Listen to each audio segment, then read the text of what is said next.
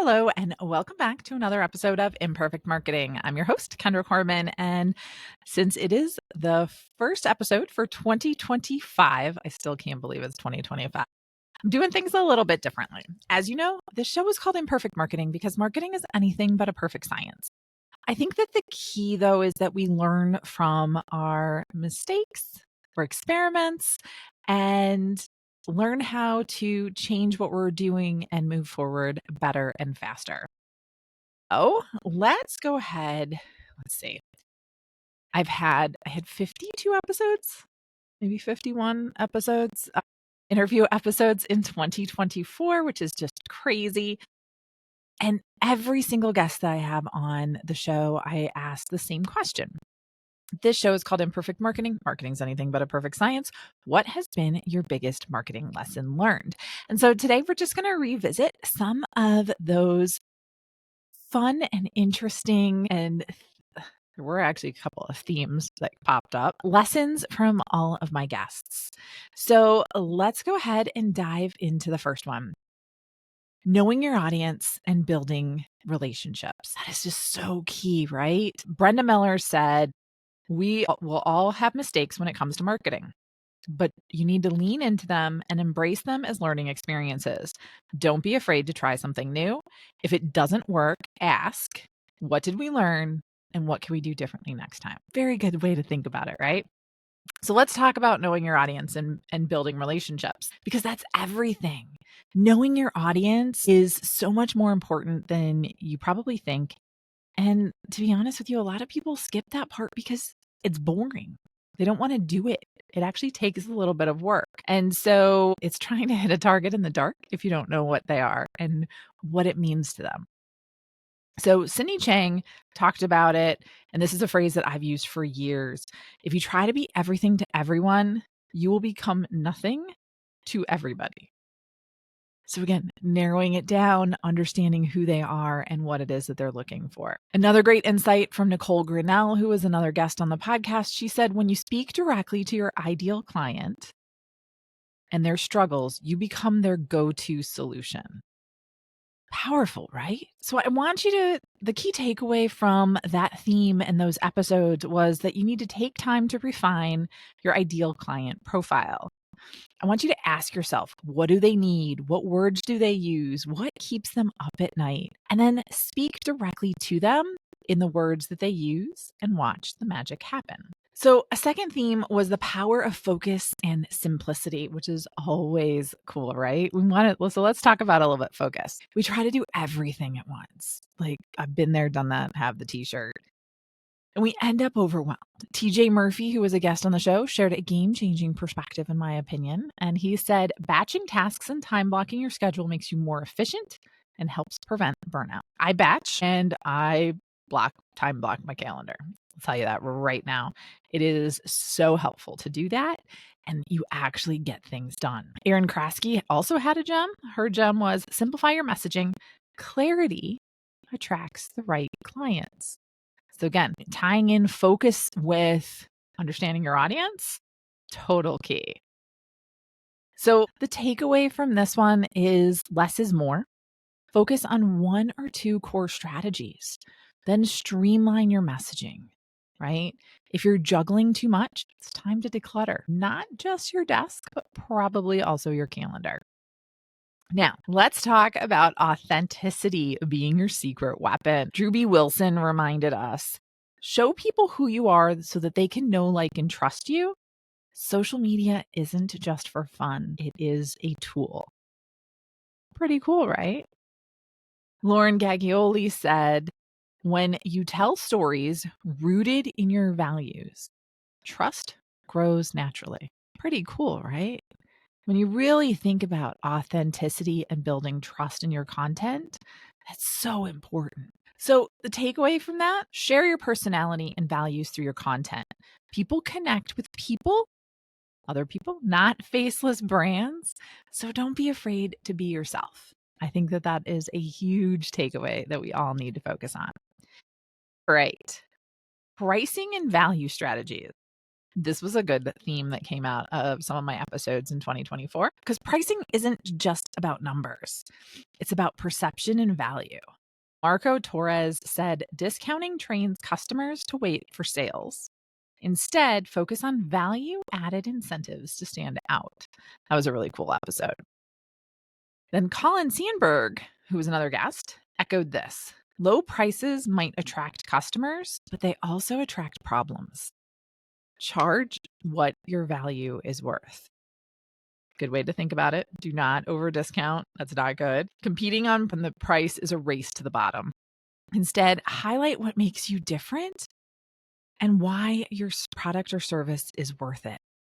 Trust me, I've tried to compete on price before and actually lost business because of it.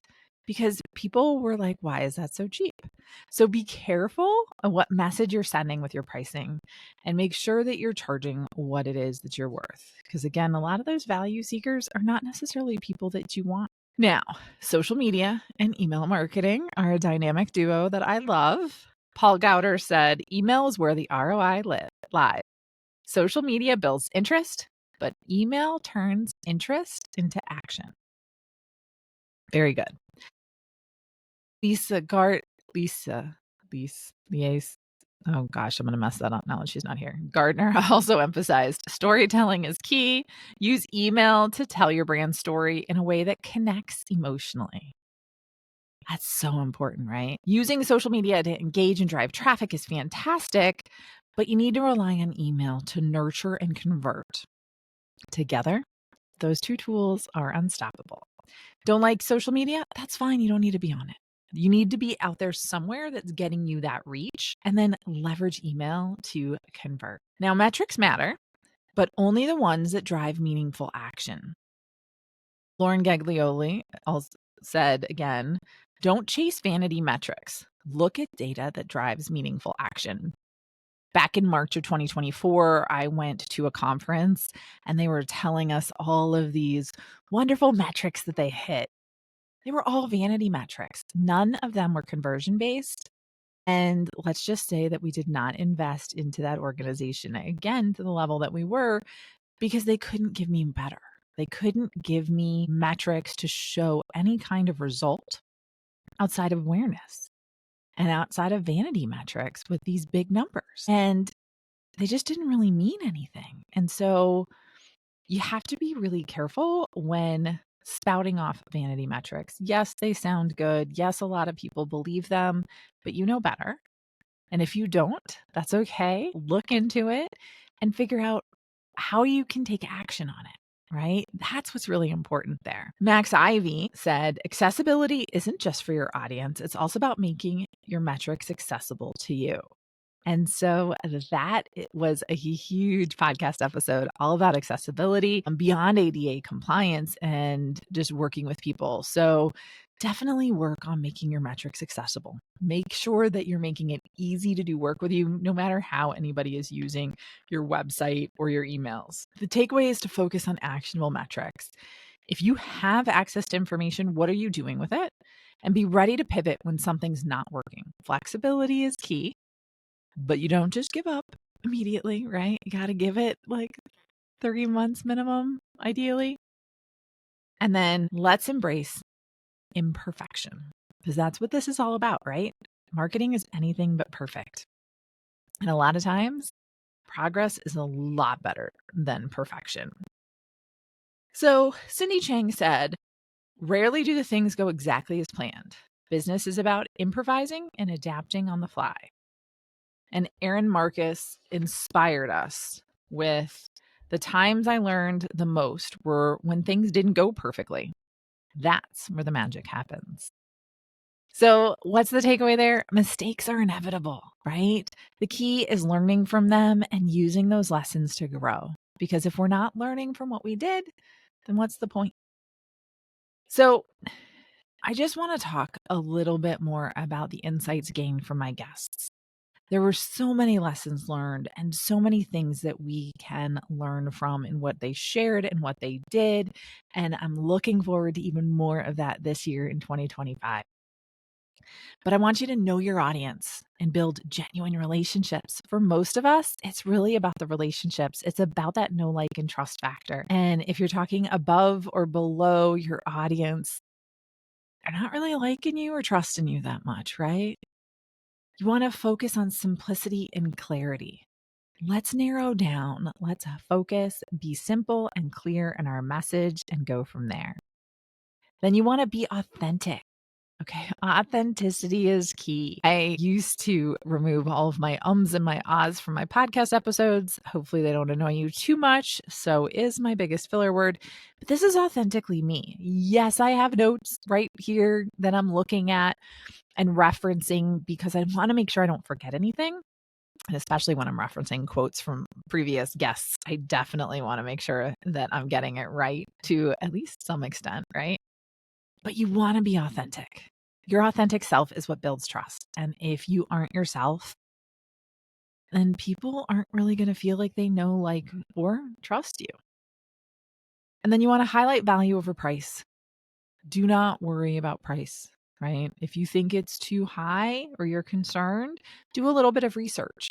But if you feel that the value is there for what you're charging, don't discount it. Okay. Combine social media and email for maximum impact because that's awesome. Focus on meaningful metrics and stay adaptable. That's so important. You really need to adapt to all your situations. And most importantly, embrace imperfection. It's progress over perfection all day, every day. The person to market first is always going to win.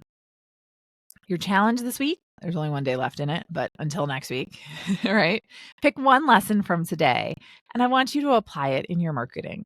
What is it that you can do better here in 2025? Can you know your audience better? Can you be more authentic in your communications? If you're relying on AI, can you edit it more and show more of your authentic self or add more into your inputs to be more of your authentic self? Can you simplify your message? Can you make it less flowery and a little bit more direct and to the point so that your audience loves it and knows and relates to it?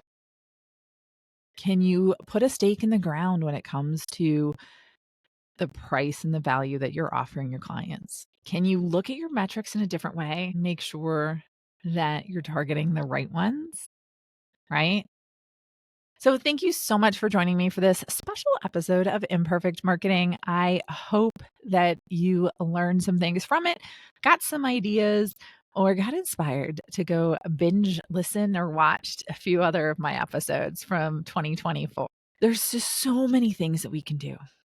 So many things that we can do differently, better, more imperfectly, and get better results.